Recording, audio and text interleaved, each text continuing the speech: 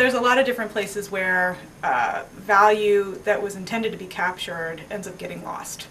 And to take a couple of examples, one would be procurement. There are a lot of different opportunities within sourcing categories, both indirect and direct materials, to generate value, because different companies operating differently will negotiate different types of deals, and oftentimes companies that have a better negotiation strategy or have greater volumes or in a certain pocket of the marketplace get better contract deals. Sometimes you can just simply purchase all of the volume of an intended supply off of one of the two entities' existing contracts, and that's a fairly simple synergy to realize. But in many cases you have to go back and renegotiate with some of these vendors, many of whom are also very sophisticated and know what's coming, and there are terms and conditions inside existing contracts that disallow you from getting out of them. So if you have longer contracts, you can't necessarily disengage from that supplier until the contract ends. And in many cases, you have to go through a process of resourcing the category. Now, a lot of companies do this anyway. Many companies, after they centralized their procurement organization, went through this exact same process. So it's similar, but it takes a lot of extra work in order to really understand whether or not the products that you're trying to source are in fact the same products, and what the appropriate negotiation strategy should be given the situation in the marketplace that you're in at the moment.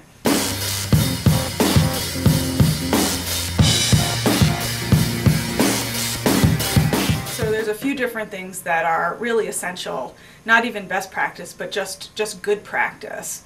One is to start early enough with planning so that you really understand and can choreograph all the activity that's going to go on with a merger integration.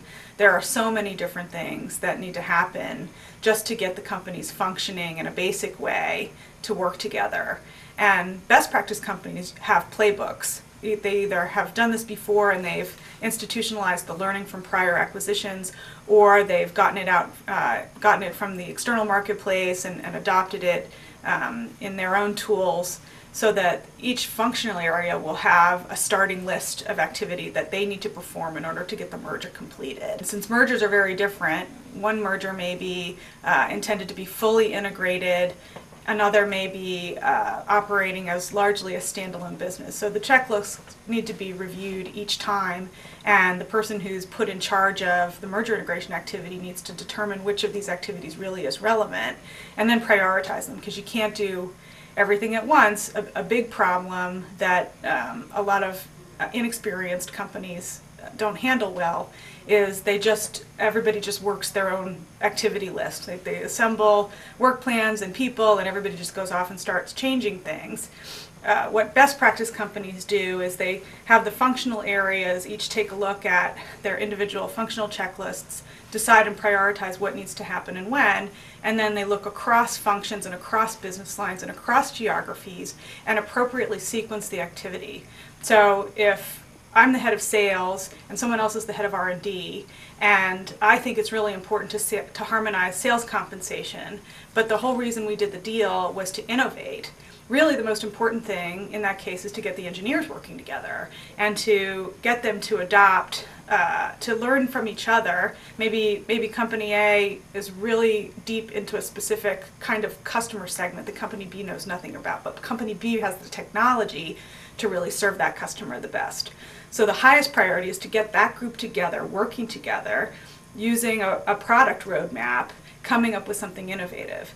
It's not so important at that moment in time that the sales force be involved in harmonizing. You may need the sales force to go out and talk to the engineers about customer needs.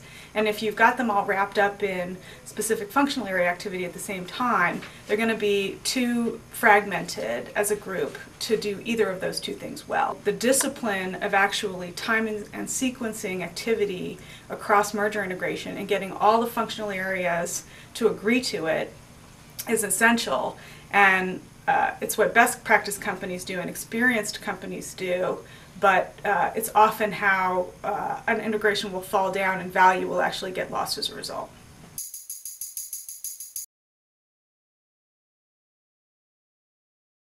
So usually what best practice companies do is they appoint someone who's a fairly experienced business leader to be the head of the merger integration for the company, and that person is really responsible for arbitrating across businesses and functions and for triaging the activity. And they really need to sit down with various people involved and say, look, I understand that benefits harmonization is important to HR, but we can't do that for 6 months because we have to do this other thing first.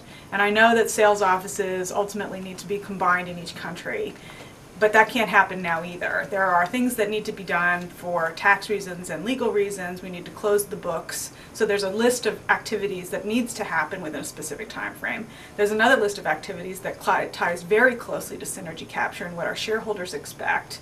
If in the prior example it's innovation, then it's getting the engineers together, getting the R&D centers cross-incented to work together.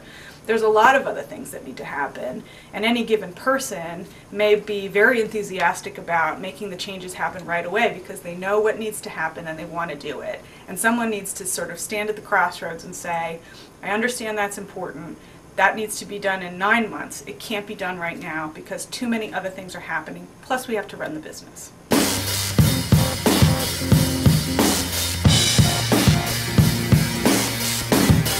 So another thing that best practice companies do is they keep an eye on the merger integration and how it's going. They don't kind of do the deal, walk away, get busy with other things, and then a year later ask, what happened and why didn't we get what we said we were going to get. And it takes a lot of discipline up front to put together means of tracking specific synergies, and different synergies need to be tracked differently. A procurement synergy can be tracked in a very different way than a sales synergy, and most companies don't really have the systems that are sensitive enough to really tie specific activities, sales, cost savings to an acquisition or not.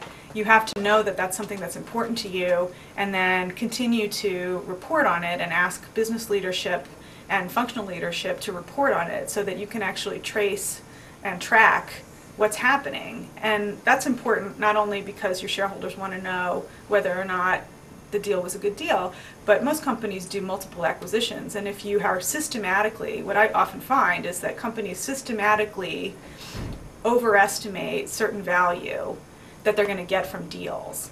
And if they don't really continue to look at that, then they'll just make the same mistakes over and over. I've often seen companies as well underestimate value that they get from specific parts of deals. It's really important that you continue to track what's happening at the level at which you can really make new decisions on the basis of it, and be able to say whether or not you would want to do that kind of deal again, and whether you would need to improve something about your company's way of working or approach to merger integration in order to get deal value in the future.